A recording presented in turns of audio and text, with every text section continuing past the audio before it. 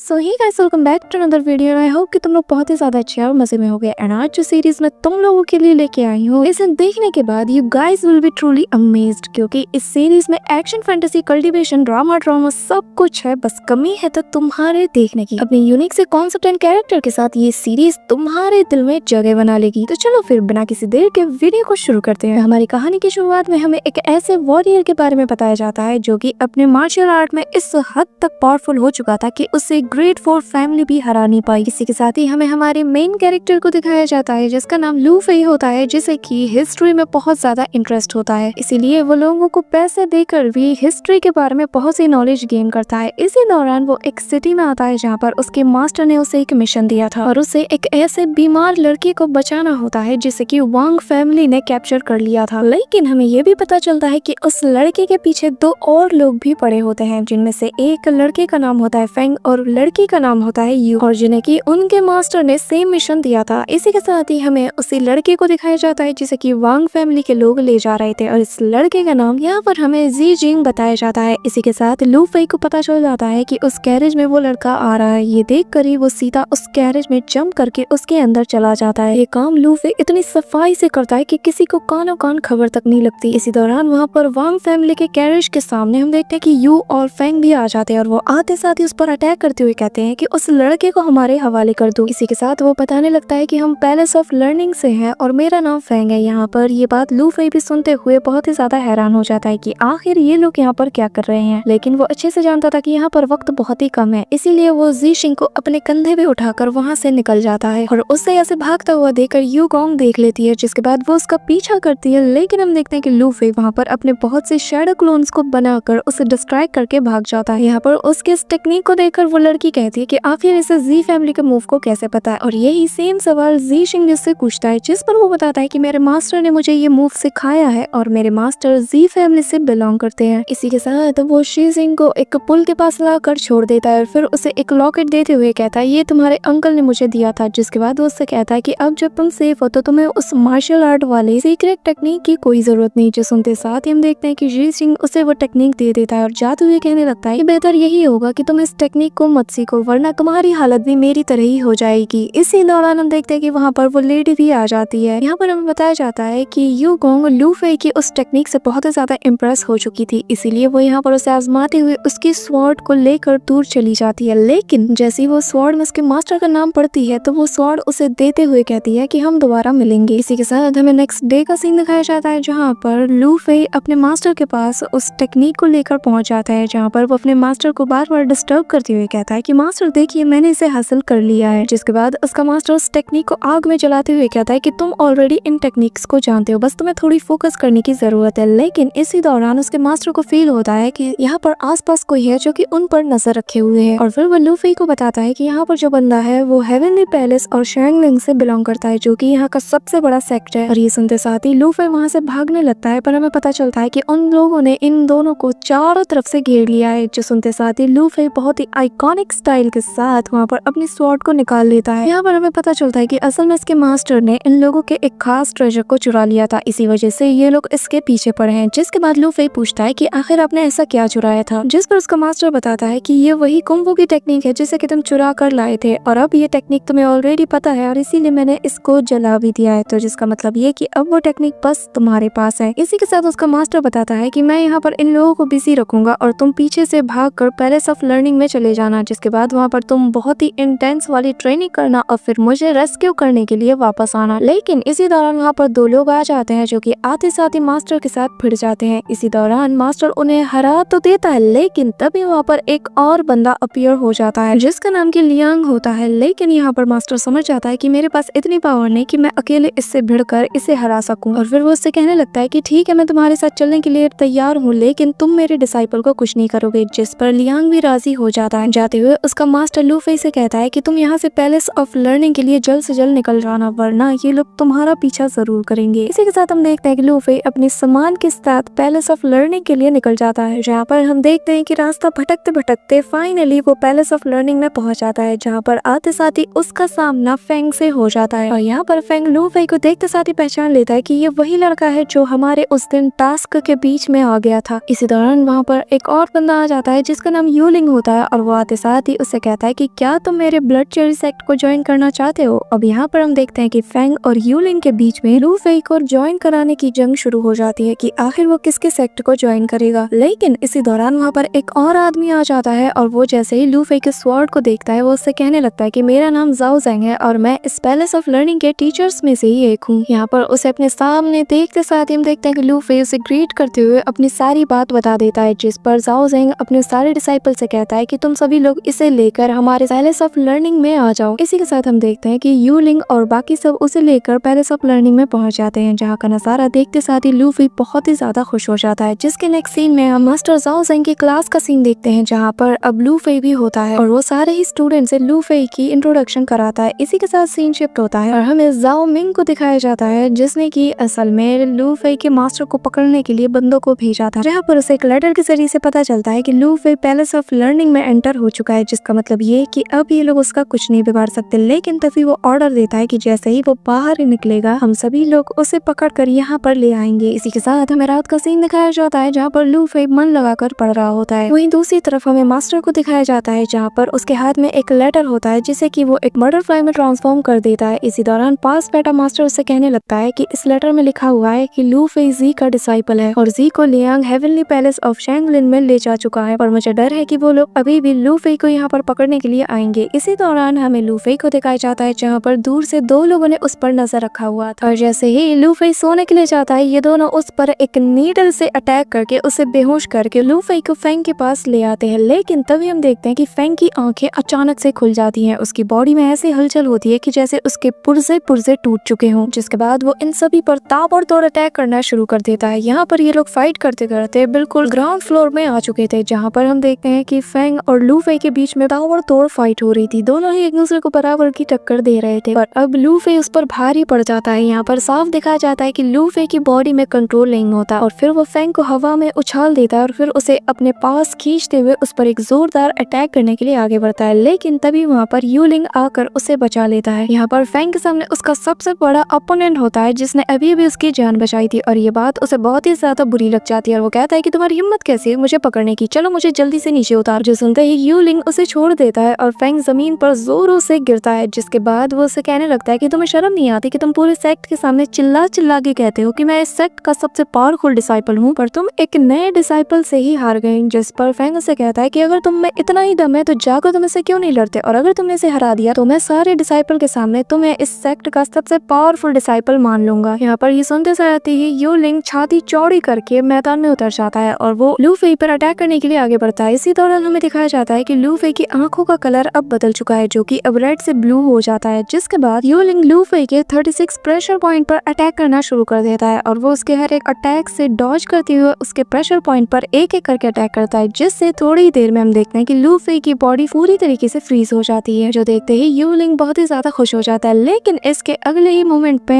लू फेई अपनी बॉडी को अनलॉक करते हुए उस पर एक ताबड़तोड़ अटैक करना शुरू कर देता है, जिसके बाद यूलिंग फेंग से कहता है कि अब मैं समझ गया कि तुम आखिर इतनी देर से इससे क्यों नहीं जीत पा रहे थे, और फिर वो दोनों ही डिसाइड करते हैं कि अब ये दोनों ही इससे निपटेंगे। ये कहते साथ ही हम देखते हैं वहाँ पर फेंग सबसे पहले अपने उसी टूटी हुई स्वॉर्ड से अटैक करने के लिए लू फेई की तरफ बढ़ता है और वो अपनी फुल पावर को लू फेई पर यूज कर देता है, लेकिन लू फेई उसके स्वॉर्ड को अपने हाथों से ही पकड़कर उसे चकनाचूर कर देता है और फिर जैसे ही वो उस पर अटैक करने ही वाला होता है हम देखते हैं कि यूलिंग बीच में आकर दोबारा से फेंग की जान बचा लेता है और अब यूलिंग भी उससे फाइट करना शुरू कर देता है। वही पीछे से फेंग भी उन्हें आकर ज्वाइन कर लेता है और अब ये बैटल 2 वर्सेस 1 का हो चुका है। इसी दौरान यूलिंग लू फेई पर अपने एनर्जी बॉल से अटैक करता है, लेकिन हम देखते हैं कि लू फेई भी उसके अटैक को कॉपी करके उस पर अटैक कर देता है, जो देखकर यूलिंग उसके टैलेंट से बहुत ही ज्यादा इंप्रेस हो जाता है। जिसके बाद वो दोनों दोबारा कोशिश करते हैं, लेकिन वो दोनों ही हार जाते हैं और वो समझ जाते हैं कि वो दोनों मिलकर भी लू फेई को नहीं हरा सकते। इसी के साथ सीन शिफ्ट होता है और हमें हेडमास्टर को दिखाया जाता है, जिसके सामने बाकी के टीचर्स थे और वो सभी को बताता है कि पिछले कुछ दिनों से यहाँ पर बहुत ही स्ट्रेंज टाइप की चीजें हो रही हैं। अचानक से बिना किसी रीजन के लोगों की मौतें हो रही हैं, जो सुनते साथ ही मास्टर्स कहने लगते हैं कि हमें जहाँ पर भी ये सारे मर्डर्स हुए हैं वहाँ पर जो प्रूफ मिले हैं वो सारे शैंगलिंग टेम्पल की तरफ इशारा कर रही हैं। इसी वजह से हमने आपको नहीं बताया क्योंकि हम पहले खुद इन्वेस्टिगेट करना चाहते थे। जिसके बाद हेडमास्टर उन दोनों से कहता है कि अभी यहाँ पर जो भी बातचीत हुई है ये बाहर नहीं जानी चाहिए। इसी दौरान हमें वापस से लू फेई और उन दोनों को दिखाया जाता है, जहाँ पर लू फेई इन दोनों को मसल रहा होता है, लेकिन तभी एक आवाज इन दोनों से कहती है कि अगर डिसाइपल से किसी बाहर के डिसाइपल को संभाला नहीं जा रहा है तो तुम्हें नहीं लगता कि तुम्हें अपने टीचर्स को बुलाना चाहिए। यहाँ पर हमें पता चलता है कि सीनियर सिस्टर आ चुकी है, जो कि आते साथ ही लू फेई के कंधे पे जंप करती है, जिससे वो आधे जमीन पर गिर जाता है। और फिर वो फेंग से पूछती है कि आखिर इसे क्या हुआ, जिसके बाद फेंग के जो 2 चमचे थे वो बताने लगते हैं कि हमने तो बस इसे बेहोशी वाला पॉइजन दिया था। जिस पर सीनियर सिस्टर कहते हैं कि तो फिर इसका एंटीडोट अभी के अभी यहाँ पर लाओ। और फिर जैसे ही लू फेई उस एंटीडोट को सूंघता है वो बिल्कुल नॉर्मल हो जाता है, जिसके बाद सीनियर सिस्टर उसके एक प्रेशर पॉइंट पर अटैक करके उसे बेहोश कर देती है। और फिर वो फेंग से कहने लगती है कि जब ये होश में आ जाए तो मुझे इन्फॉर्म कर देना। यहाँ पर सीनियर सिस्टर की वजह से आज सभी की जान बच गई थी और वहाँ मौजूद सभी लोग उसे रिस्पेक्ट के साथ ग्रीट करते हैं, जिसके बाद वो वहाँ से चली जाती है। इसी के साथ हमें 2 दिन बाद का सीन दिखाया जाता है, जहाँ पर सीनियर सिस्टर फेंग के साथ मिलकर एक प्लान बनाती है कि हमें पता लगाना होगा कि कौन सीक्रेटली हमारे सारे मास्टर्स को ऐसे जान से मार रहा है, और जहाँ पर भी उनके कत्ल हुए हैं वहाँ पर हमें लोटस मार्क मिले हैं। जिसके बाद वो वहाँ से जाते हुए कहती है कि जब तुम आओ तो अपने साथ लू फेई को भी साथ में ले आना। इसी के साथ हमें थोड़ी देर बाद का सीन दिखाया जाता है, जहाँ पर ये लोग जंगल के पास होते हैं, जहाँ पर फेंग लू फेई को ले आता है। इसी दौरान हमें वहाँ पर यूलिक को भी दिखाया जाता है, जो कि आते साथ ही फेंग के साथ भिड़ जाता है। और इन दोनों को भिड़ता हुआ देखकर सीनियर सिस्टर कहती है कि आखिर तुम लोग यहाँ पे क्या कर रहे हो, जल्दी से इस कैरेज पे बैठो, हमें निकलना है। और फिर हम देखते हैं कि ये लोग उसमें बैठ जाते हैं कि तभी वहाँ पर उनका मास्टर आ जाता है, और वो आते साथ ही उन लोगों की गाड़ी को वहाँ पर रोक देता है। और थोड़ी सी इन्वेस्टिगेट करने के साथ ही उसे पता चल जाता है कि ये गाड़ी पूरी तरीके से खाली है, जिसका मतलब ये कि वो लोग यहाँ से उसे चकमा देकर निकल चुके हैं। वही दूसरी तरफ हमें इन लोगों का सीन दिखाया जाता है, जहाँ पर ये लोग झाड़ी में छुपे हुए होते हैं। और फेंग कहता है कि क्या हमने सच में हमारे मास्टर को चकमा दे दिया, जिस पर सीनियर सिस्टर बताती है कि असल में हमारे मास्टर ने हमें जाने दिया। और फिर वो उसी बटरफ्लाई को दिखाते हुए कहती है कि ये हमारा मिशन है। इसी के साथ हमें लू फेई को दिखाया जाता है, जहाँ पर वो अपने बचपन में बीते हुए उस नाइटमेयर को याद करता है, जहाँ पर उसके पीछे बहुत से लोग पड़े थे जो कि उसे जान से मारने के लिए आए थे। पर एंड मोमेंट में हमें दिखाया जाता है कि वहाँ पर मास्टर जी आकर उसकी जान को बचा लेते हैं, जिसके बाद वो उसे अपने साथ ले जाते हैं और कहते हैं कि आज से तुम मेरे साथ ही रहोगे और आज से तुम्हारा नाम लू फेई होगा। जिस पर लू फेई कहने लगता है कि पर मेरा नाम तो चैनसन गुई है, जिस पर मास्टर बताता है कि नहीं, आज से तुम्हारा नाम लू फेई होगा। जिसके बाद वो आगे कहता है कि जब तुम बड़े हो जाओगे और बहुत ही अच्छी ट्रेनिंग करोगे तो तुम्हें पता चल जाएगा कि आखिर तुम्हारे मदर एंड फादर के साथ क्या हुआ है। जिसके बाद मास्टर एक गाने को गुनगुनाते हैं, जिसे सुनते साथ ही लू फेई को नींद आ जाती है। इसी दौरान हमें प्रेजेंट टाइम का सीन दिखाया जाता है, जहाँ पर लू फेई की आंखें खुल जाती हैं और उसके सामने सीनियर सिस्टर भी वही गाने को गुनगुना रही थी जो कि उसने बचपन में सुना था। और फिर जैसे ही लू फेई को होश आता है वो उससे पूछने लगता है कि आखिर आपने ये गाना कहाँ से सीखा, जिस पर वो बताती है कि मेरे मदर ने मुझे बचपन में ये सुनाया था। जिसके बाद वो उससे पूछती है कि आखिर तुम्हें इस गाने के बारे में कैसे पता, जिस पर वो बताता है कि इसे मेरे मास्टर ने सुनाया था और उन्हें ये गाना एक सुंदर सी लेडी ने सुनाया था। ये सुनते साथ ही सीनियर सिस्टर थोड़ी देर सोचने लगती है कि तभी वहाँ पर फेंग और यूलिंग भी आ जाते हैं और वो दोनों यहाँ पर आते साथ ही लू फेई पर अटैक करते हुए कहते हैं कि आखिर कल रात तुम्हें क्या हो गया था, तुमने तो हमारी मार मार कर हालत खराब कर दी है। जिस पर लू फेई उन दोनों से माफी मांगते हुए कहता है कि मुझे माफ कर देना, असल में मेरे मास्टर ने मुझे एक ऐसी सीक्रेट कुंफू टेक्निक सिखाई थी जिस वजह से मैं जब भी सोता हूँ तो मेरे अंदर वो जो टेक्निक है वो इमीडिएटली ट्रिगर हो जाती है, जो कि किसी इविल पर्सन की तरह होता है और मैं अपने आसपास रहने वालों पर बिना सोचे समझे अटैक करना शुरू कर देता हूँ। यहाँ पर यूलिंग उसकी बातों को सुनते हुए कहता है कि बेचारे के साथ बहुत बुरा हुआ। इसी के साथ हमें हेडमास्टर और बाकी के 2 टीचर्स का सीन दिखाया जाता है, जहाँ पर हेडमास्टर को वो टीचर बताने लगता है कि हमारे डिसाइपल्स यहाँ से हमें चकमा देकर चले गए हैं और उनके साथ मिस लीना भी मौजूद है। इसी के साथ हमें पता चलता है कि सीनियर सिस्टर का नाम मिस लीना है। इसी के साथ मिस लीना और उसकी पूरी टीम वुफेन सिटी पर पहुंच जाती है, जहाँ पर एक स्पेशल टाइप के बटरफ्लाई जिसे कि इन्हीं के सेक्ट ने बनाया था, ये लोग उसे फॉलो करना शुरू कर देते हैं। इसी दौरान मिस लीना उन सभी से कहती है कि हम लोग वुफेन सिटी में है और इस सिटी में हर सेक्ट के जासूस मिलते हैं, तो तुम सबको थोड़ा केयरफुल रहना होगा, वरना बाद में अगर कुछ हो जाए तो मुझसे मत कहना। इसी के साथ हम देखते हैं कि वो बटरफ्लाई उन लोगों को एक मिस्टीरियस से घर की तरफ ले जाती है, जहाँ पर वो उन्हें अंदर जाने का इशारा करते हुए बबल्स में गायब हो जाती है। जिसके बाद मिस लीना एक कोड वर्ड में हम देखते हैं उस दरवाजे को नॉक करना शुरू कर देती है। इसी के साथ हमें अंदर का नजारा दिखाया जाता है, जहाँ पर कि एक शख्स बाहर आते हुए इन सभी को वेलकम करता है और फिर हम देखते हैं कि उस गेट के अंदर का सीन ऐसा था कि जैसे ये कोई दूसरा वर्ल्ड हो। जिसके बाद वो पर्सन जिसका नाम की ब्रदर लू है वो सभी को ग्रीट करते हुए उन्हें इंफॉर्मेशन टावर की तरफ ले जाता है और फिर हम देखते हैं कि मिस लीना इन दोनों को बाहर छोड़कर बस फेंग को अंदर ले जाती है और इनसे कहती है कि बाहर ही मेरा इंतजार करना। इसी के साथ हमें एक होटल का सीन दिखाया जाता है, जहाँ पर एक ओल्ड मॉन्क बहुत ही हैवी ड्रिंक कर रहा था। इसी के साथ हमें इस बंदे के बारे में बताया जाता है जो कि कोर्ट ऑफ स्ट्रिक्ट रूल का सेकंड मॉन्क जी शियान है। किसी दौरान वहाँ पर 2 और मॉन्क भी आ जाते हैं जो कि उसे ड्रिंक करता हुआ देखकर बहुत ही ज्यादा गुस्से में आ जाते हैं और फिर उनके बीच फाइट स्टार्ट हो जाती है। लेकिन जो थर्ड मॉन्क होता है वो उन दोनों पर रोकते हुए जी शियान से कहने लगता है कि आपके लिए चीफ मोंग यहाँ पर वेट कर रहे हैं। जो सुनते साथ ही हम देखते हैं कि वो बहुत ही ज्यादा डर जाता है और कहता है कि क्या चीफ मोंग मेरा वेट कर रहे हैं। इसी के साथ हम देखते हैं कि वो दोनों मोंग जी शियान को चीफ मोंग के पास ले आते हैं। यहाँ पर चीफ मोंग उसे बताने लगता है कि मेरे पास तुम्हारे लिए एक मिशन है जो कि सिर्फ तुम ही अंजाम दे सकते हो। जैसा कि तुम्हें पता है कि शैंगलिंग टेम्पल किस चीज की तलाश कर रहा है, मुझे लगता है कि हमें इस मौके का फायदा उठाना चाहिए। इसी के साथ वो उसके साथ कुछ कोड वर्ड में बातें करना शुरू कर देता है, लेकिन तभी वो कहने लगता है कि मास्टर जी का एक डिसाइबल भी है जिसकी तलाश सभी लोग कर रहे हैं, क्योंकि ऐसा गेस किया जा रहा है कि वो सारे टेक्निक्स उसने अपने डिसाइपल को ही सिखाए हैं। तो मतलब कि सारी चीजें उसके डिसाइपल में मौजूद है और अब क्विंग मिंग वान भी उसी की तलाश में है। जिसके बाद हम देखते हैं कि वो चीफ मोंग उसे लू फेई का एक स्केच देते हुए कहता है कि मैं चाहता हूँ कि तुम इस बंदे को ढूंढ कर जल्द से जल्द मेरे पास ले आओ। इसी के साथ सीन शिफ्ट होता है और हमें इंफॉर्मेशन टावर का सीन दिखाया जाता है जहाँ पर ब्रदर लू इन सभी को सारी इंफॉर्मेशन दे देता है। लेकिन इसी दौरान उसके पास एक और बटरफ्लाई आती है जिसमें कोई कुछ इन्फॉर्मेशन लिखी होती है, जिसे रीड करते साथ ही वो सभी को ऑर्डर देता है कि जल्दी से जल्द इस जगह को खाली करो क्योंकि इस जगह को मुझे जल्द से जल्द डिस्ट्रॉय करना होगा। ये कहते साथ ही हम देखते हैं कि वो उस पूरी जगह को डिस्ट्रॉय करना शुरू कर देता है। इसी के साथ मिस लीना और बाकी सब बाहर आ जाते हैं और फिर मिस लीना बताती है कि हमारा यहाँ पर कोई ना कोई पीछा जरूर कर रहा है। जिसके बाद वो अपनी सुपर सेंसर्स का यूज करके उन सभी का पता लगा लेती है, जो कि तादाद में टोटल 19 निंजास होते हैं जो कि शैंगलिंग टेम्पल से ही आए थे। इसी के साथ इन लोगों के पास फाइट के अलावा और कोई ऑप्शन नहीं बचा था। जो देखते साथ ही हम देखते हैं कि सभी लोग ताबड़तोड़ फाइट करना शुरू कर देते हैं और वो लोग ऑलमोस्ट सभी को ढेर कर देते हैं। लेकिन इसी दौरान अब बारी लू फेई की थी, जो देखकर लू फेई मिस लूना से कहता है कि जैसा आप सोच रही है मैं वैसा नहीं हूँ। जिस पर वो सभी कहते हैं कि चलो भी नाटक बंद करो, हमें पता है कि तुम बहुत ही ज्यादा पावरफुल हो। अब यहाँ पर लू फेई के पास सिवाय फाइट करने के और कोई ऑप्शन नहीं था और जैसे ही वो उन लोगों के सामने जाता है तो वो उनके सामने जाकर बहुत ही कूल वे में अपनी स्वॉर्ड को निकालता है, जो देखकर वो सारे निंजा सोचते हैं कि ये पक्का बहुत ही ज्यादा पावरफुल होगा। लेकिन हम यहाँ पर देखते हैं कि लू फेई काफी वक्त तक उसी पोज में खड़ा रहता है, लेकिन जैसे ही वो अपनी आंखें खोलता है वो सारे लोग डर के मारे वहाँ से भाग चुके होते हैं और पीछे खड़े सभी लोगों को लगता है कि लू फेई ने इतनी तेजी से स्वॉर्ड चलाई कि हमें नजर ही नहीं आया। लेकिन लू फेई ने सारी सच्चाई बता देता है और कहता है कि मैंने तो स्वॉर्ड चलाया ही नहीं। जो सुनते साथ ही वहाँ मौजूद सभी का मुंह खुला का खुला रह जाता है और यहाँ पर मिस लीना उसकी बातों को सुनकर हंस रही होती है। इसी दौरान उनके सामने कुछ और निंजास भी आ जाते हैं जिन्हें की मिस लीना हैंडल करती है और अपनी मास्टर सोल का यूज करके उन निंजास को हरा देती है। इसी के साथ ये लोग अपने अपने सफर में फिर से आगे निकल जाते हैं और हमें रात का सीन दिखाया जाता है जहाँ पर लू फेई अब ड्राइव कर रहा था। इसी दौरान उसका सामना जी सियान से हो जाता है, जो कि आते साथ ही उसके फेस को अपने स्केच से मिला लेता है और फिर पूछने लगता है कि क्या तुम्हारा नाम लू फेई है, जिस पर लू फेई हाँ में जवाब देता है। इसी दौरान मिस लीना अंदर से उस पर अटैक करती है जिसे जी सियान बहुत ही इजीली डॉज कर देता है और फिर वो उससे पूछने लगती है कि आखिर तुम यहाँ पर क्या करने आए हो, जिस पर वो बताने लगता है कि मेरा नाम जी सियान है और मुझे ऑर्डर मिला है कि मैं लू फेई को अपने साथ ले जाऊं। ये कहते साथ ही वो वहाँ पर अपने ऑटम ऑरा टेक्निक को यूज करने लगता है, जो देखकर मिस लीना उस पर एक नीडल से अटैक करती है जिससे उसके ऑटम ऑरा पूरी तरीके से डिस्ट्रॉय हो जाता है। वो कहने लगता है कि ये लड़की तो बहुत ही ज्यादा पावरफुल है। यहाँ पर हम देखते हैं कि इन दोनों के बीच फिर क्लोज कॉम्बैट स्टार्ट हो जाता है, जिसके बाद जी सियान वहाँ पर अपनी सबसे पावरफुल टेक्निक यानी कि लॉर्ड बुद्धा टेक्निक को यूज करता है। पीछे से यूलिंग और फैंग ये सब देखकर कहने लगते हैं कि कमाल की बात है, क्योंकि मिस लीना के आगे आज तक कोई भी इतनी देर तक नहीं टिक पाया। इस दौरान हम देखते हैं कि मिस लीना उस पर अटैक तो करती है लेकिन उस बुद्धा टेक्निक पर उसका कोई असर नहीं होता, जो देखकर लू फेई कहने लगता है कि तुम सभी लोग गाड़ी में बैठ जाओ क्योंकि मैं तुम सबको यहाँ से निकाल सकता हूँ, क्योंकि उसे यहाँ पर एक छोटा सा गैप नजर आता है। जो सुनकर मिस लीना उस कैरेज में आकर बैठ जाती है और फिर लू फेई तेजी से उसके घुटनों के पास से उस कैरेज को निकाल देता है, जो देखकर जी सियान भी बहुत ही ज्यादा चौंक जाता है और फिर वो अपने टेक्निक को वहाँ से रिमूव करते हुए उनका पीछा करने लगता है, जो देखकर मिस लीना भी कैरेज की छत पर आकर उससे फाइट करना शुरू कर देती है, जहाँ पर वो दोनों ही एक दूसरे को बराबर की टक्कर दे रहे होते हैं। लेकिन वहाँ पर कुछ लुटेरे आ जाते हैं जिन्हें जी सियान देखते साथ ही कहने लगता है कि ये लोग तो शैंगलिंग टेम्पल के लोग हैं और उनके गैंग का नाम क्विंग मिंग यून है, जिनका काम की बस बेगुनाहों को जान से मारने का है। जो देखकर मिस लीना कहती है कि क्या तुम इनमें से नहीं हो, जिस पर वो कहता है कि क्या तुम्हें मेरे हुलिये से लगता है कि मैं इनमें से हूँ? मैं यहाँ पर लू फेई को बचाने के लिए आया हूँ और ये लोग उसे जान से मारने के लिए। जिसके बाद वो मिस लीना से कहने लगता है कि तुम लोग आगे बढ़ो, यहाँ पर इन्हें मैं संभालता हूँ। इसी दौरान हम देखते हैं कि उन 3 बंदे में से एक यहाँ पर जिया शॉन से फाइट करने के लिए रुक जाता है और दूसरा बंदा मिस लीना पर अटैक करना शुरू कर देता है, जो देखकर मिस लीना उन लोगों से कहती है कि तुम लोग आगे बढ़ो, मैं यहाँ पर इन्हें संभालती हूँ। और फिर इनका लीडर सीधा जाकर उनके कैरेज पर अटैक करता है, जिससे लू फेई बाहर गिर जाता है और यूली को घोड़े अपने साथ खींच कर ले जाते हैं। इसी दौरान हम देखते हैं कि फैंग सही मौके पर बाहर कूद जाता है और वो आते साथ ही अपनी बैम्बू स्वॉर्ड से उस पर एक पावरफुल अटैक कर देता है, लेकिन वो लीडर उसके बैम्बू स्वॉर्ड को इमीडिएटली तोड़ देता है। इसी दौरान पीछे से यूलिंग भी आ जाता है और फिर वो अपने फैन को थ्रो करके उस पर अटैक करता है, लेकिन वो बंदा उसके टूटी हुई बैम्बू स्वॉर्ड से ही उसके फैन के 2 टुकड़े कर देता है और फिर वो उस टूटी हुई बैम्बू स्वॉर्ड को उस पर जोर से थ्रो करता है, लेकिन यूलिंग उस बैम्बू के टुकड़े को अपने मुंह से पकड़ लेता है और फिर वो उसी पर रिवर्स थ्रो करता है, जिससे हम देखते हैं कि उस लीडर के फेस पर एक जोरदार कट लग जाता है। यहाँ पर फैंग और यूलिंग लू फेई को बचाने के लिए मैदान में कूद जाते हैं, लेकिन वो लीडर बहुत ज्यादा पावरफुल होने की वजह से इन दोनों को मसल कर रख देता है और फिर वो लू फेई को अपने साथ ले जाता है। यहाँ पर मिस लीना उसे जाते हुए देखकर अपने स्वॉर्ड से अटैक तो करती है, लेकिन वो बंदा उसके अटैक को डॉज करते हुए बहुत दूर निकल जाता है। इसी दौरान लू फेई को अपने मास्टर की सिखाई हुई एक टेक्निक याद आती है, जिससे कि वो दूसरे की इंटरनल एनर्जी को अब्सॉर्ब करके उसे वीक कर सके, और हम देखते हैं कि लू फेई ऐसा ही करना शुरू कर देता है, जो देखकर वो लीडर से कहता है कि अगर तुम्हें मरना ही है तो साफ कह दो, जिस पर वो कहने लगता है कि चिंता मत करो, मेरे मास्टर ने मुझसे कहा है कि मुझे कभी भी कोई नहीं मार सकता। इसी दौरान पीछे से मिस लीना भी आ जाती है और वो आते साथ ही उस बंदे पर पीछे से एक जोरदार फिस्ट अटैक करती है, जो देखकर लू फेई से कहता है कि प्लीज हमसे दूर रहो, लेकिन अब बहुत देर हो चुकी थी। हम देखते हैं कि मिस लीना की एनर्जी भी अब लू फेई अब्सॉर्ब करने लगा था। यहाँ पर इस लीडर को अपनी पावर पर बहुत ही ज्यादा घमंड होता है और कहने लगता है कि चाहे तुम जितनी मर्जी एनर्जी अब्सॉर्ब कर लो, तुम मेरी एनर्जी को कभी भी फुल्ली ड्रेन नहीं कर सकते। ये कहते साथ ही वो इंटेंस अमाउंट में एनर्जी रिलीज करना शुरू कर देता है, जो देखकर लू फेई भी उसे अब्सॉर्ब करना शुरू कर देता है, जिससे हम देखते हैं कि उसकी हार्ट बीट भी बहुत ही तेजी से बीट करना शुरू कर देती है और उसे पहले से कई गुना ज्यादा पेन होना शुरू कर देता है, लेकिन लू फेई फिर भी हार नहीं मानता और फाइनली वो अपने दोनों हाथ से उसकी फुल्ली एनर्जी को अब्सॉर्ब करके उसे पूरी तरीके से नॉकआउट कर देता है। यहाँ पर पीछे से वो मॉन्क भी ये सारा नजारा देख रहा होता है। इसी दौरान मिस लीना की भी पूरी एनर्जी ड्रेन हो जाने की वजह से वो बेहोश होने लगती है, जो देखकर लू फेई उसे अपनी बाहों में ले लेता है और फिर वो उस मॉन्क से कहता है कि अब तुम्हारी बारी। यहाँ पर हम देखते हैं कि लू फेई की आंखें भी ब्लू हो जाती हैं, जिसके बाद हम देखते हैं कि वो मिस लीना को अपनी गोद में उठा लेता है और फिर अपने बहुत से शैडो क्लोन बनाकर उस मॉन्क पर अटैक कर देता है, जिसके बाद वो उस मॉन्क पर उन सारी एनर्जी से मिली हुई पावर को कंबाइन करके एक जोरदार अटैक करता है, जिससे वो मॉन्क बहुत ही दूर जाकर गिरता है। इसी के साथ वो लोग ओवरलैंड की तरफ बढ़ने लगते हैं और अब मिस लीना कहती है कि अब हमें पानी के रास्ते जाना होगा और मुझे यकीन है कि यूलिंग और फैंग भी उसी तरफ जा रहे हैं। इसी के साथ हमें दिखाया जाता है जैसे ही वो लोग शहर के किनारे पे पहुंचते हैं, वहाँ पर एक जाइंट सी लग्जूरियस शिप होती है। इसी दौरान हमें एक बंदे को दिखाया जाता है जो कि देखने से ही प्ले बॉय लग रहा होता है और फिर जैसे ही उसकी नजर मिस लीना पे जाती है, वो उसे जाके प्रपोज करते हुए कहता है कि आखिर तुम कौन हो, क्या तुम शादीशुदा हो, अगर नहीं हो तो प्लीज मुझसे शादी कर लो। यहाँ पर इस बंदे को ऐसे साफ फ्लर्ट करता हुआ देखकर लू फेई बहुत ही ज्यादा जेलस हो जाता है और वो बार बार उसे वहाँ से दूर करता है, जिसके बाद टिकट काउंटर पर बैठा हुआ बंदा कहने लगता है कि मास्टर हमारी शिप के निकलने का टाइम हो गया है, जो देखते ही वो बंदा अपने हेयर पिन को निकाल कर मिस लीना को दे देता है और फिर वो कहने लगता है कि मुझे उम्मीद है कि तुम इसका बहुत ही अच्छे से ख्याल रखोगी, जिसके बाद वो वहाँ से अपनी दोनों जीएफ के साथ चला जाता है। जिसके बाद लू फेई मिस लीना को गोद में उठाकर शिप में जाने लगता है, जो देखकर टिकट काउंटर पर बैठा हुआ बंदा कहता है कि पर तुमने तो टिकट लिया ही नहीं, जो सुनते साथ ही मिस लीना उस हेयर पिन को उसे दे देती है और फिर वो लोग शिप में रवाना हो जाते हैं। इसी दौरान पीछे से शैंगलिंग टेम्पल के लोग जमीनी रास्ते से इनका पीछा कर रहे होते हैं। इसी के साथ हम शिप के अंदर का सीन देखते हैं, जहाँ पर लू फेई को नारोमी नाम की लेडी गाइड करते हुए उन्हें उनके रूम तक ले जाती है, जहाँ पर लू फेई मिस लीना को उनके बेड पे लिटाने के बाद उस पूरे शिप को एक्सप्लोर करना शुरू कर देता है। इसी दौरान उसे नारोमी मिलती है, जो कि उसे एक गेम खेलने के लिए इनवाइट करती है, जिसे सुनने के बाद लू फेई भी उसके पीछे चला जाता है, लेकिन जो टिकट कॉस्ट था वो 1 सोने की टाइल थी और यहाँ पर लू फेई के पास बस 3 ब्रॉन्ज टाइल्स थी, जो देखकर वो आदमी कहता है कि क्या तुम मजाक कर रहे हो, जिस पर हम देखते हैं कि नारोमी एक लेडी को इशारा करती है और फिर वो लेडी इन दोनों को अंदर जाने देती है। इसी के साथ हम देखते हैं कि लू फेई फर्स्ट राउंड को क्लियर कर लेता है। इसी के साथ हमें बताया जाता है कि जो भी इस गेम को जीत कर टॉप पर जाएगा तो उसे वो जेड पेंडेंट मिलेगा, जिसकी की कीमत बहुत ज्यादा है। इसी के साथ हमें शैंगलिन टेम्पल का सीन दिखाया जाता है, जहाँ पर एक बंदा जिसका नाम की हमें बाइब्लिस बताया जाता है वो बैठा होता है और उसके सामने मास्टर जी को बंदी बनाकर पेश किया जाता है। मास्टर जी उस पूरे पेरिस को एक्सप्लोर करते हुए कहते हैं कि ये जगह बहुत ही ज्यादा चेंज हो चुकी है, जिसके बाद बाइब्लिस उससे कहने लगता है कि तुम अपने डिसाइपल को मेरे हवाले कर दो, वरना कोई और भी है जो कि उसे जान से मार देगा। इसी के साथ हमें वापस लू फेई को दिखाया जाता है, जहाँ पर उसने ऑलमोस्ट सारे लेवल को क्लियर कर लिया होता है और उसका गेम प्ले देखकर नियान भी वहाँ पर आ जाता है और कहने लगता है कि मैं तुम्हारा नाम भूल गया, लेकिन तुम काफी अच्छा खेल रहे हो। जिस पर लू फेई अपना नाम बताते हुए कहता है कि वो तो ठीक है, लेकिन मैं चाहता हूँ कि अगर मैं इस गेम को जीत जाता हूँ तो आप मेरी और मिस लीना की सिक्योरिटी का जिम्मा अपने सर लो, बदले में आप इस जेड पेंडेंट को अपने पास ही रखो। जो सुनकर नियान कहता है क्या सच में तुम्हें लगता है कि कोई मेरी शिप पर अटैक कर सकता है? ठीक है फिर अगर तुम जीतते हो तो फिर मैं तुम्हारी सिक्योरिटी की जिम्मेदारी लूंगा। इसी के साथ हम देखते हैं कि फाइनल राउंड को भी लूफी जीत जाता है। जो देखते साथ ही नियान कहने लगता है कि आज से ये बंदा हमारे पूरे शिप का गेस्ट है और कोई भी अगर इस पर अटैक करेगा तो वो अटैक मेरे ऊपर माना जाएगा। इसी के साथ हमें थोड़ी देर बाद का सीन दिखाया जाता है जहाँ पर नियान से उसका मैनेजर आकर कहता है कि शेंगलिंग टेम्पल से 2 लोग आए हैं जो कि लूफी की तलाश कर रहे हैं जिसकी की सिक्योरिटी का जिम्मा आपने अपने सर के लिया। जिस पर नियान हैरानी के साथ कहता है कि भला शेंगलिंग टेम्पल के लोग इतना कब से गिर गए कि वो लोग एक डिसाइपल को ऐसे अगवा करने के लिए आ गए। और जो भी हो पर मैं चाहता हूँ कि तुम उन दोनों से जाकर कह दो कि जब तक वो दोनों मेरे शिप पे है कोई उन पर एक उंगली तक नहीं उठा सकता। इसी के साथ हम देखते हैं कि उसका मैनेजर उन दोनों के पास जाता है जो कि व्हाइट क्रेन और व्हाइट ड्रैगन होते हैं और जाने के बाद उन दोनों से कहने लगता है कि देखो ये शिप ली फैमिली संभालती है और मैं नहीं चाहता कि तुम बस 2 डिसाइपल्स की वजह से पूरे ली फैमिली से पंगा ले लो, क्योंकि हमारे शिप के ओनर यानी कि मास्टर नियान ने उन दोनों की सिक्योरिटी का जिम्मा लिया है। लेकिन जैसे ही वो इस शिप से उतर जाएंगे ये तुम्हारे हुए। जिसके बाद वो अपने अबैकस को दिखाते हुए सारी चीजों को कैलकुलेट करने लगता है। जो देखकर व्हाइट क्रेन को बहुत ही ज्यादा गुस्सा आता है। वो उसके अबैकस को तोड़ते हुए कहता है कि हम तुम्हें बस 3 दिन का मौका देते हैं, अगर इन 3 दिनों में तुमने कोई भी एक्शन नहीं लिया तो फिर हमें खुद ही यहाँ पर आकर सब कुछ करना होगा। ये कहते साथ ही वो लोग वहाँ से चले जाते हैं। इसी के साथ हमें लूफी और मिस लीना को दिखाया जाता है जहाँ पर मिस लीना उसे बताती है कि मास्टर जी ने ही मेरी मदर को एक बैटल में जान से मार दिया था। जो सुनकर लूफी के तो बिल्कुल भी यकीन नहीं होता। इसी के साथ हमें रात का सीन दिखाया जाता है जहाँ पर मिस लीना अंदर बात ले रही थी, वहीं बाहर लूफी से नियान आकर पूछने लगता है कि एक बात बताओ आखिर शेंगलिंग टेम्पल के लोग तुम्हें यहाँ पर क्यों ढूंढ रहे हैं? जिस पर वो बताने लगता है कि इसका जवाब बहुत ही सिंपल है, शायद उन लोगों को लगता है कि मैं मास्टर सुहान का बेटा हूँ। लेकिन नियान उसकी ये सारी बातें सुनकर बहुत ही ज्यादा इरिटेट हो जाता है और फिर वो वहाँ से चला जाता है। इसी के साथ अब रात का सीन दिखाया जाता है जहाँ पर हम यूली को देखते हैं जो कि इंजर्ड पैर के साथ ड्राइव कर रहा था। वहीं अंदर फ्रेंगी बुरी तरीके से इंजर्ड था। इसी दौरान उसके सामने एक पर्सन आ जाता है, लेकिन इससे पहले कि वो रिएक्ट करे वो वहाँ पर बेहोश हो जाता है। और फिर हमें नेक्स्ट मॉर्निंग का सीन दिखाया जाता है जहाँ पर जैसे ही यूलिंग की आँख खुलती है तो वो देखता है कि गाड़ी अपने आप चल रही है। जो देखकर फेंग भी बहुत ही ज्यादा कंफ्यूज हो जाता है। और फिर जैसे ही वो लोग उस कैरेज से बाहर झांक के देखते हैं तो वहाँ पर एक पर्सन उसको चला रहा था। जिसके बाद यूलिंग उसका शुक्रिया अदा करता है और कहता है कि यहाँ से हम सब कुछ संभाल लेंगे। जिस पर वो पर्सन कहता है कि नहीं मैं भी तुम्हारे साथ चलना चाहूंगा। जो सुनकर यूलिंग को बहुत ही ज्यादा अजीब लगता है और वो उससे पूछने लगता है कि आखिर तुम हो कौन? जिस पर वो पर्सन कहता है कि इससे फर्क नहीं पड़ता, मैं बस तुम्हारे साथ चलना चाहता हूँ। जो देखकर अब यूलिंग को पूरी तरीके से इस पे शक हो जाता है और वो इस पर अटैक करना शुरू कर देता है। लेकिन वो बंदा इसके एक एक अटैक को पूरी तरीके से डिस्ट्रॉय कर देता है। फिर वो उससे कहने लगता है कि तुम बहुत ही ज्यादा वीक हो। इसी के साथ हम देखते हैं कि वो नेक्स्ट अटैक में उसके फैन को भी तोड़ देता है और फिर अपना एक एडवांस फैन उसे देते हुए कहता है कि मास्टर जी अब नहीं रहे और इसीलिए आज से मैं तुम दोनों को ट्रेनिंग दूंगा। जो सुनकर फैन को बिल्कुल भी यकीन नहीं होता और वो अपने मन में कहता है कि क्या हमारे मास्टर अब नहीं रहे। इसी के साथ सीन शिफ्ट होता है। हमें व्हाइट क्रेन और व्हाइट ड्रैगन को दिखाया जाता है जहाँ पर वो एक क्यांग जियो नाम के बंदे से मिलने के लिए आए होते हैं और वो बंदा इन दोनों को देखते ही कहने लगता है कि इस बार ये मू फैमिली का लास्ट चांस है। इसी के साथ वापस से सीन शिफ्ट होता है और हमें यूमिंग को दिखाया जाता है जहाँ पर वो उस पर्सन से कहने लगता है कि मैं नहीं जानता कि आप कौन है, लेकिन आपने हमारी जान बचाई और ना सिर्फ हमारी जान बचाई बल्कि हमें मार्शल आर्ट टेक्निक्स भी सिखा रही है। तो क्या मैं ये जान सकता हूँ कि आखिर आप कौन है? जिस पर वो बंदा कहता है कि मैं तुम्हारे स्कूल के टॉप सीक्रेट सोल्जर्स में से एक हूँ। जो सुनते साथ ही फैंग को भी यकीन नहीं होता। यूलिंग उससे कहता है कि पर हमने उनकी फोटोज देखी हैं, वो तो बहुत ही ज्यादा ओल्ड है। जिस पर वो बंदा बताने लगता है कि मेरी फैमिली का नाम डोंग फैन है और मेरा नाम मिंग सिया यू है। और फिर वो लोग अपनी कैरेज को वहाँ पर रोक कर फैंग के साथ प्रैक्टिस करना शुरू कर देते हैं जहाँ पर वो फैंग को बहुत सी नई टेक्निक्स भी सिखाता है। इसी के साथ सीन वापस से शिप की तरफ शिफ्ट होता है जहाँ पर हम देखते हैं कि व्हाइट ड्रैगन और व्हाइट क्रेन दोबारा से शिप पर आ चुके थे और इस बार नियान उससे फाइट करने में लग जाता है और वो कहने लगता है कि चाहे जो हो जाए तो मेरे रहते उन दोनों को यहाँ से नहीं ले जा सकते, क्योंकि मेरे मास्टर ने मुझे सिखाया है कि जब भी कोई वादा करो तो अपने वादे से कभी मत मुकरना। ये कहते साथ ही हम देखते हैं कि उन दोनों में फाइट होना शुरू हो जाती है और हम देखते हैं कि यहाँ पर नियान बुरे तरीके से व्हाइट क्रेन के हाथों पिट रहा होता है। वो बहुत ही ज्यादा थक जाता है। ये देख कर हम देखते हैं कि मिस लीना और लूफी बाहर आ जाते हैं और फिर लूफी से कहने लगता है कि नियान तुम एक बहुत अच्छे दोस्त बनने के लायक हो, लेकिन मैं चाहता हूँ कि अब यहाँ से सारी सिचुएशन हम संभाल लें। और फिर हम देखते हैं कि लूफी उन लोगों से फाइट करने की पोजीशन में आ जाता है। जो देखकर वो दोनों उसका मजाक उड़ाते हुए कहते हैं कि बच्चे हमें हमारी पावर को यूज करने के लिए मजबूर मत करो। लेकिन हम देखते हैं कि लूफी वहाँ पर मिस लीना की स्वॉर्ड को लेकर एक पावरफुल स्वॉर्ड टेक्निक को यूज करता है, जिससे हम देखते हैं कि आसपास की पूरा सिचुएशन चेंज होना शुरू हो जाता है। जो देखकर यहाँ पर व्हाइट क्रेन भी थोड़ा डरते हुए पीछे हटने लगता है, लेकिन वहाँ पर व्हाइट ड्रैगन आकर उसे मोटिवेट करता है, जिसके बाद वो अपनी शील्ड को एक्टिवेट फाइट कर लेता है, लेकिन जैसे ही लूफी अटैक करता है हम देखते हैं कि उसका अटैक इतना पावरफुल नहीं होता कि वो उनका बाल भी बांका कर पाए, क्योंकि यहाँ पर जो स्वॉर्ड वो यूज कर रहा था वो मिस लीना की थी और जो टेक्निक वो यूज कर रहा था वो उसकी अपनी स्वॉर्ड की थी। और फिर ऐसे ही उन दोनों में क्लोज कॉम्बैट होता है जिससे लूफी बहुत ही ज्यादा थक जाता है, जो देखकर मिस लीना कहती है कि अब मेरी बारी। यहाँ पर हम देखते हैं कि जैसे ही मिस लीना उन दोनों से फाइट करने के लिए आगे बढ़ती है, उन्हें देखकर नियान खुद भी सामने आते हुए कहता है कि मैं किसी लेडी को ऐसे अकेले फाइट तो करने नहीं दे सकता, और वो दोनों ही मैदान में कूद जाते हैं। पर थोड़ी ही देर में हम देखते हैं कि नियान को वो लोग बुरी तरीके से हरा देते हैं, जो देखकर उसके दोनों सर्वेंट्स भी उस मैदान में आ जाते हैं, जिस पर हम देखते हैं कि व्हाइट क्रेन उन दोनों को ही बहुत बुरी तरीके से इंजर्ड कर देता है। अब यहाँ पर हम देखते हैं कि मिस लीना कहती है कि तुम दोनों पीछे हट जाओ, इसके लिए मैं ही काफी हूँ। जिसके बाद हम देखते हैं कि मिस लीना अपने सबसे पावरफुल अटैक को वहाँ पर यूज करना शुरू कर देती है, और जिसका नाम की वाटर ब्लेड होता है। जिसके बाद हम देखते हैं कि वो समुद्र के पानी को अब्सॉर्ब करना शुरू कर देती है, और उसके अटैक को देखकर वो दोनों भी बहुत ही ज्यादा शॉक्ड हो जाते हैं। यहाँ पर हम देखते हैं कि एक मिस्टीरियस लेडी भी उसके उस अटैक को देखकर बहुत ही ज्यादा सरप्राइज्ड हो जाती है। जिसके बाद मिस लीना उस व्हाइट ड्रैगन पर अपना अटैक करते हुए कहती है कि मैं मेरी अकेडमी की फर्स्ट पोजीशन पर हूँ और मेरा भाई जो कि सेम टेक्निक को यूज करता है वो सेकंड पोजीशन पर। यहाँ पर इन दोनों की फाइट चली रही होती है कि तभी हम देखते हैं कि मिस लीना की स्वॉर्ड अचानक से अलग तरीके से रिएक्ट करती है और फिर वो उसी लेडी के पास चली जाती है। इसी दौरान मिस लीना भी बेहोश हो जाती है, जिसे कि लूफी आकर थाम लेता है। तभी हम देखते हैं कि वो लेडी बाहर आते उन दोनों से कहती है कि तुम्हें शर्म नहीं आती कि तुम इन दोनों को जबरदस्ती यहाँ से ले जा रहे हो। इसी दौरान हमें इस लेडी का नाम बताया जाता है जिसका नाम की वायु होता है, और तभी वो उन दोनों पर अटैक करने की कोशिश करती है। इसी दौरान वो मिस्टीरियस पर्सन भी आ जाता है, जो कि आते साथ ही कहता है कि क्या तुम हमारे शेंगलिंग टेम्पल से दुश्मनी मोल लेना चाहती हो। यहाँ पर वायु को देखकर उस शिप का मैनेजर और नियान भी बहुत ही ज्यादा कंफ्यूज हो जाता है। वो लोग समझ जाते हैं कि कोई ना कोई बड़ी मुसीबत अब इनके सर आने वाली है। इसी के साथ उस मास्क वाले पर्सन और वायु के बीच फाइट स्टार्ट हो जाती है, जहाँ पर वायु बहुत ही इजीली उसे हरा देती है, जो देखते साथ ही वो कहने लगता है कि तुम बहुत ही ज्यादा बदल चुकी हो। यहाँ पर इनकी बातों से लगता है कि जैसे कि ये दोनों एक दूसरे को बहुत पहले से ही जानते हैं। और फिर वो मास्क पर्सन इससे कहने लगता है कि ठीक है, फिर मैं शेंगलिंग टेम्पल में वापस जा रहा हूँ और मैं वहाँ पर किसी को भी तुम्हारे यहाँ पर होने का नहीं बताऊंगा, पर क्या तुम जीमो सिटी के लॉर्ड होने के नाते ये सब करके खुश हो। यहाँ पर जैसे ही जीमो सिटी का नाम सुनता है तो हम देखते हैं कि लूफी को अपने मास्टर की कही हुई एक बात याद आती है, जहाँ पर उसके मास्टर ने एक ऐसे स्वॉर्ड फेरी के बारे में बताया था जो कि बहुत ही ज्यादा स्किल्ड थी और जिसका नाम जीमो बायु था। यहाँ पर बायु को अपने सामने देखकर उसे यकीन ही नहीं होता कि ये वही है जिसके बारे में मेरा मास्टर बात किया करता था। इसी के साथ हम देखते हैं कि मिस बायु वहाँ पर मिस लीना का हाथ पकड़ते हुए कहती है कि मुझे तुम्हें बहुत कुछ बताना है, और फिर वो उसे अपने स्वॉर्ड पर बिठाकर वहाँ से दूर ले जाती है। इसी के साथ हम ये भी देखते हैं कि नियान को जीमो सिटी के लॉर्ड से प्यार हो जाता है। वो कहने लगता है कि ये कितनी ज्यादा ब्यूटीफुल है। इसी दौरान लूफी उन लोगों से कहता है कि मुझे यहाँ पर छोड़ के मत जाओ, जो देखकर मिस लीना उससे रिक्वेस्ट करने लगती है कि हमें लूफी को भी अपने साथ ले जाना चाहिए। इसी के साथ हम देखते हैं कि वो लोग बोट पर आ जाते हैं। इसी के साथ हमें ये पता चलता है कि मिस बाई असल में मिस लीना के भाई की वाइफ है, लेकिन मिस लीना के भाई को अलग अलग सेक्ट मास्टर को चैलेंज करने का बहुत शौक था और एडवेंचर पे जाने का भी बहुत शौक था। इसी वजह से वो अपने शादी के 3 दिन बाद पाइलम पहाड़ पर निकल गए, जहाँ पर उनकी मौत हो गई, और ऐसे ही उसकी कहानी सभी लोगों में फेमस हो गई। इसी के साथ मिस बाई से पूछते हैं कि एक बात बताओ, आखिर तुम्हारे मास्टर ने तुम्हें किस टाइप की मार्शल आर्ट सिखाई है। जिस पर वो बताता है कि अगर मेरी स्पेशलिटी की बात करें तो मैं किसी के भी पावर को अब्सॉर्ब कर सकता हूँ, लेकिन मैं उसके पावर को ज्यादा देर तक अपनी बॉडी में होल्ड नहीं कर पाता, और जब मैं सो जाता हूँ तो मेरी बॉडी में कुछ अलग ही टाइप के हलचल होने लगते हैं और मैं किसी मॉन्स्टर की तरह बिहेव करना शुरू कर देता हूँ, जिसका कि मुझे कुछ भी नहीं पता। यहाँ पर ये सारे सिम्टम्स सुनने के बाद मिस बायु से कहने लगती है कि तुमने शायद फेरी बुक को जरूर से रीड किया होगा, जिस पर वो हाँ में जवाब देता है। इसी के साथ वो आगे कहने लगती है कि एक बात बताओ कि क्या तुम्हें वो बुक मास्टर जी ने दी थी। जिस पर वो कहने लगता है कि हाँ, वो बुक मुझे मेरे मास्टर जी ने दी थी और वो इसे शेंगलिंग टेम्पल से चुरा कर लाए थे, लेकिन हैरानी की बात है कि वो बुक बस आधी थी। जिस पर मिस बायु से कहने लगती है कि तुम्हारे मास्टर ने तुम्हें बेवकूफ बनाया है और चिंता मत करो, तुम लकी हो कि तुम्हारा सामना आज मुझसे हो गया और अब मैं तुम्हें मार्शल आर्ट्स और स्वॉर्ड्समैनशिप सिखाऊंगी। जो सुनते साथ ही हम देखते हैं कि यहाँ पर लूफी बहुत ही ज्यादा खुश हो जाता है। इसी के साथ सीन शिफ्ट टोतारा में दिखाया जाता है कि फाइनली ये सभी लोग मिस बायु के पैलेस में पहुंच जाते हैं, जहाँ पर पहुंचते साथ ही हमें एक लड़के को दिखाया जाता है जिसका नाम की मोबाई होता है और वो सभी को अंदर आने के लिए ग्रीट करता है। जिसके बाद जैसे ही वो लोग वहाँ पर चाय पीने के लिए बैठते हैं तो लूफी वहाँ पर मोबाई से कहने लगता है कि क्या आपके पास कोई ऐसी हीलिंग पिल है या फिर ऐसी कोई मेडिसिन जिससे कि मिस लीना की कंडीशन पहले से ज्यादा बेहतर हो सके। जिस पर मोबाई कहने लगता है कि हाँ, ऐसा कुछ है। जिसके बाद वो अपने एक सर्वेंट को बुलाकर वहाँ पर मिस लीना को उनके साथ जाने देता है। यहाँ पर मिस लीना को जाता हुआ देख कर लूफी बहुत ही गौर से उन्हें देखना शुरू कर देता है क्योंकि पसंद करता है यार वो उससे। और ये बात यहाँ पर मिस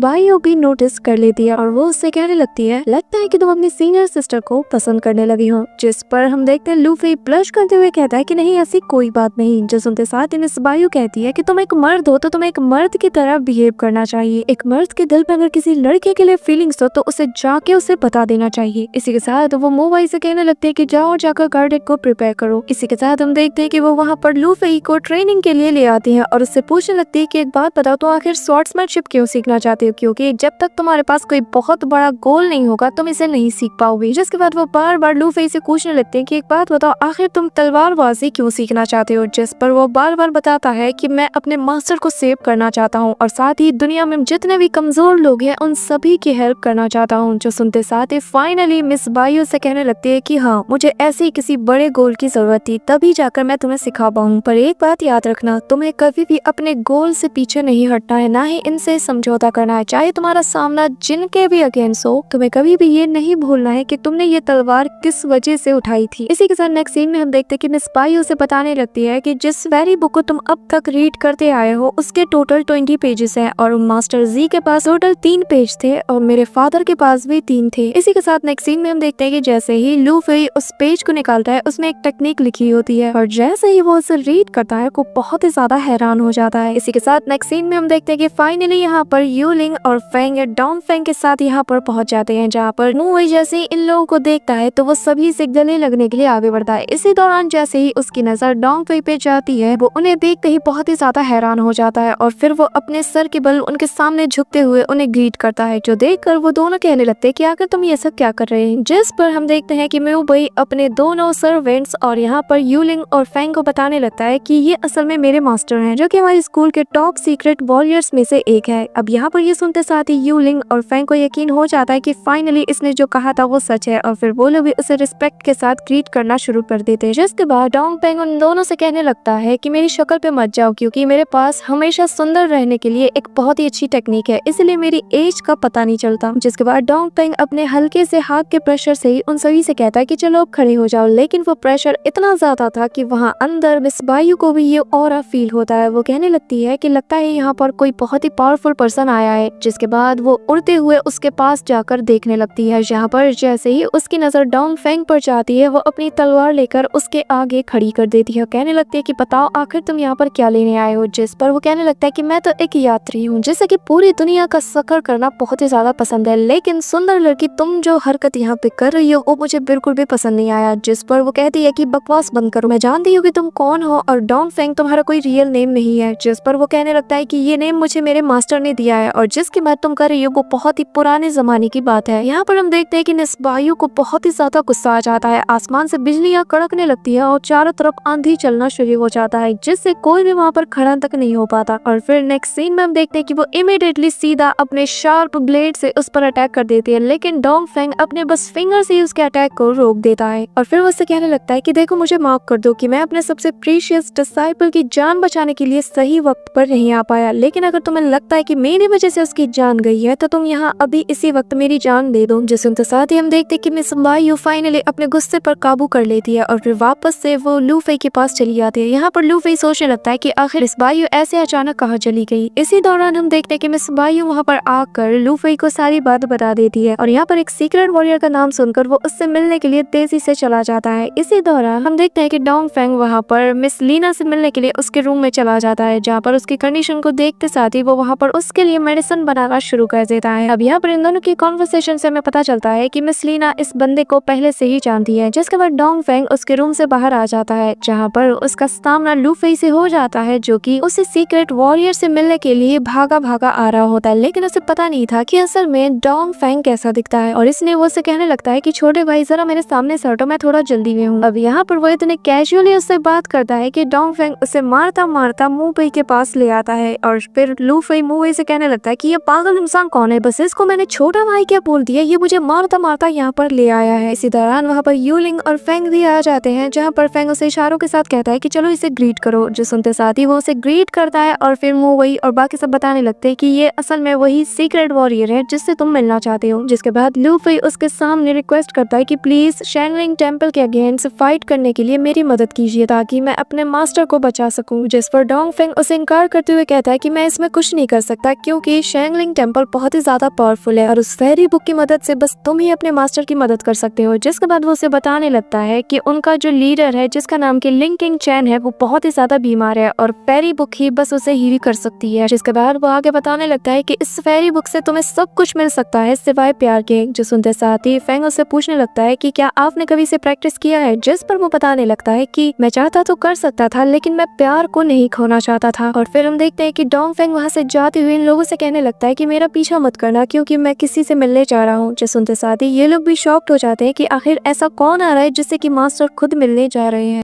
साथ नेक्स्ट सीन में हम एक पर्सन को देखते हैं जो कि पानी के ऊपर चल रहा होता है और फिर वो अपने पीछे डोंगफेंग को महसूस कर लेता है। जो देखकर डोंगफेंग कहता है कि क्या बात है, मैंने तो अपनी सांसें रोक ली थी लेकिन व्हाइट लॉर्ड आपने फिर भी मुझे पहचान लिया। इसी के साथ सीन शिफ्ट होता है और हम मिस बायू को देखते हैं जहाँ पर वो कहने लगती है कि मुझे यहाँ से जाना होगा क्योंकि जो आने वाला है वो यहाँ के लिए सेफ नहीं। जो सुनकर सभी लोग बहुत ही ज्यादा कंफ्यूज तो हो जाते हैं लेकिन इसी दौरान हम एक बंदे को देखते हैं जो कि मिस बायू से कहता है कि आखिर तुम मुझे क्या कह रही हो। जिसे देखकर मिस बायू कहने लगती है कि मैं बस यहाँ से निकल ही रही थी और हाँ, यहाँ पर कोई भी तबाही मचाने की कोशिश मत करना क्योंकि ये जगह मेरे दोस्त की है। तो फिर हम देखते हैं कि वो उस पर्सन को वहाँ से दूर ले जाने लगती है। इसी दौरान वहाँ पर मिस लेना भी यहाँ पर आ जाती है जिसने की सारी बातें सुन ली थी और फिर वो कहने लगती है कि हमें मिस बायू की हेल्प करनी होगी। जो सुनते साथ ही सभी लोग रेडी हो जाते हैं। इसी दौरान मोबी इन सभी को बताने लगता है कि ये कैसलवेनिया का वॉरियर है जो कि सभी स्वॉर्ड्समैनशिप को एक फाइट के लिए चैलेंज करता है और जीतने के बाद उनकी स्वॉर्ड को अपने पास रख लेता है और हमें हर हाल में मिस बायू की मदद करनी होगी। जिसके नेक्स्ट सीन में हम देखते हैं कि ये लोग उसकी हेल्प करने के लिए निकल पड़ते हैं। इसी दौरान हम देखते हैं कि रास्ते में उनके सामने एक बहुत ही लग्जूरियस कैरेज आता है जो कि फेंग के आंट की होती है और वो एक नंबर की ठगी होती है। यहाँ पर हम देखते हैं कि उसके सिपाही इनके सामने आते हुए कहते हैं आखिर तुम लोग यहाँ पर क्या कर रहे हो। लेकिन हम देखते हैं कि इसी दौरान उसकी आंट उस कैरेज से बाहर आ जाती है और वो लूफे से कहने लगती है कि हम यहाँ से तुम्हें तभी आगे जाने देंगे जब तुम हमें किसी खूबसूरत से लड़के से मिल पाओगी। जिस पर हम देखते हैं कि फेंग लूफे को एक आइडिया देता है और कहने लगता है कि तुम एक बहुत ही अच्छी सी पोएम सुनाओ और बताना कि हाँ हमारे पास कोई ऐसा बंदा है जो कि बहुत ही ज्यादा ब्यूटीफुल है। यहाँ पर हम देखते हैं कि लू कोई बिल्कुल ऐसा ही करता है और फिर वो एंड में यूलिंग का नाम ले लेता है। जिसके बाद हम देखते हैं कि फेंग पीछे से यूलिंग को धक्का देते हुए उसके सामने ला देता है। लेकिन हम देखते हैं कि उसकी आंट यूलिंग को देखते हुए कहने लगती है कि हाँ तुम खूबसूरत तो हो लेकिन तुमसे ज्यादा अच्छा तो मुझे तुम्हारे पास खड़ा वो लड़का नजर आ रहा है। और फिर वो लूफे से उसका नाम पूछती है और जैसे ही लूफे अपना नाम बताने वाला होता है हम देखते हैं कि यूलिंग उसे धक्का देते हुए कहने लगता है कि ये तो बस मेरे सिपाहियों में से एक है। लेकिन हम देखते हैं कि फेंग की आंट का दिल यहाँ पर लूफे पर आ जाता है और वो उसे एक ऑफर देते हुए कहने लगती है कि तुम लोगों को अगर यहाँ से आगे जाना है तो तुम्हें एक इनविटेशन की जरूरत पड़ेगी वरना तुम कभी भी यहाँ से आगे जा नहीं पाओगे। तो इसलिए क्या ख्याल है कि तुम यहाँ पर मेरे साथ आ जाओ और मेरे साथ वक्त बिताओ। यहाँ पर लूफे को कुछ भी समझ नहीं आ रहा होता है कि पीछे से तभी हम देखते हैं कि मिस लीना बाहर आ जाती है और उसे रहा नहीं जाता। वो कहने लगती है कि हमारी एज सेम है तो मेरे ख्याल से मुझे आपको आंट बुलाना चाहिए। जो सुनकर फेंग की आंट कहने लगती है कि तुम्हारा मतलब क्या है, क्या मैं ओल्ड हूँ। लेकिन वो फिर लूफे से कहने लगती है कि चलो वक्त जाया मत करो और मेरे पास आ जाओ। यहाँ पर पीछे से मिस लीना लूफे को घूरते हुए कहती है कि अगर तुम गए तो तुम्हारी खैर नहीं। पर तभी हम देखते हैं कि यूलिंग उसे समझाते हुए कहता है कि ये हमारे लिए अच्छी बात है, अगर लूफे इनके साथ जाता है तो हमें सिटी के अंदर जाने के लिए इन्विटेशन मिल जाएगा। जो देखते साथ ही हम देखते हैं कि फाइनली फेंग यहाँ पर लूफे को धक्का देता है और वो सीधा जाकर उसकी आंट के उसी कैरेज में जा गिरता है। लेकिन तभी हम देखते हैं कि उसकी आंट उसके करीब आती हुई कहने लगती है कि मैं तुम्हें एक चीज दिखाना चाहती हूँ। और फिर हम देखते हैं कि वो फाइट क्रेन में चेंज हो जाता है और फिर वो उसी लेडी की आवाज में सभी से कहता है कि चलो गाड़ी को फुल स्पीड में यहाँ से दूर ले जाओ। यहाँ पर हम देखते हैं कि मिस लीना भी उनकी गाड़ी का पीछा कर रही होती है लेकिन तभी वहाँ पर धुंध छा जाता है और फिर ये तीनों ये पाते हैं कि वहाँ पर मौजूद सारे सिपाही जान से मारे जा चुके हैं और चारों तरफ व्हाइट फेदर दिखते हैं। इसी के साथ हमें व्हाइट ड्रैगन और व्हाइट क्रेन का सीन दिखाया जाता है और उनके साथ ही लूफी को भी इन लोगों ने बांध कर यहाँ पर रखा था। और व्हाइट ड्रैगन लूफी से कहने लगता है कि हमें तुम्हें यहाँ पर जिंदा लाने के लिए कहा गया था, लेकिन अगर तुमने कोई भी चालाकी दिखाने की कोशिश की तो हम तुम्हारी हाथ पैर जुबान दोनों को काट देंगे। जो सुनकर लूफी डरते हुए कहने लगता है कि अरे चिंता मत करो, मैं तो चालाक हुई नहीं, मैं भला क्या चालाकी दिखाऊंगा। इसी दौरान हमें वापस से मिस लीना और उसकी टीम को दिखाया जाता है जहाँ पर फेंग से ये लोग पूछ रहे होते कि आखिर तुम्हें पता कैसे नहीं चला कि वो तुम्हारी आंट है। जिस पर वो बताने लगता है कि मैं पिछले बहुत सालों से घर वापस नहीं गया, तो मैं थोड़ा कंफ्यूज हो गया था, लेकिन मुझे इतना पता था कि मेरी आंट को खूबसूरत लड़के बहुत पसंद है और इसीलिए मैं थोड़ा कंफ्यूज हो गया था। जिसके बाद हम देखते हैं कि वो यहाँ पर यूलिंग के करीब आते हुए कहता है कि चिंता मत करो, मेरी आंट को तुम जरूर पसंद आओगी। और ये बात सुनकर यूलिंग को बहुत ही ज्यादा गुस्सा आ जाता है और वो उसे धक्का मारते हुए कहता है कि अपना मुंह बंद रखो। इसी के साथ हम वापस से लू फेई को देखते हैं जहाँ पर वो भूख के मारे तड़प रहा होता है और जमीन पर लोटना पोटना शुरू कर देता है, लेकिन ये दोनों फिर भी इसे खाने के लिए कुछ भी नहीं देते। इसी के साथ सीन शिफ्ट होता है और हमें उसी ग्रेट वॉरियर और उसी व्हाइट एल्डर को दिखाया जाता है जहाँ पर ये दोनों एक दूसरे पर अटैक कर रहे होते हैं। इसी दौरान हम देखते हैं कि जो व्हाइट एल्डर था वो वहाँ पर समुद्र की बहुत ही बड़ी बड़ी लहरों को क्रिएट कर देता है। इसी दौरान वहाँ पर ग्रेट वॉरियर वहाँ पर अपनी एकमात्र स्वॉर्ड को समन कर लेता है।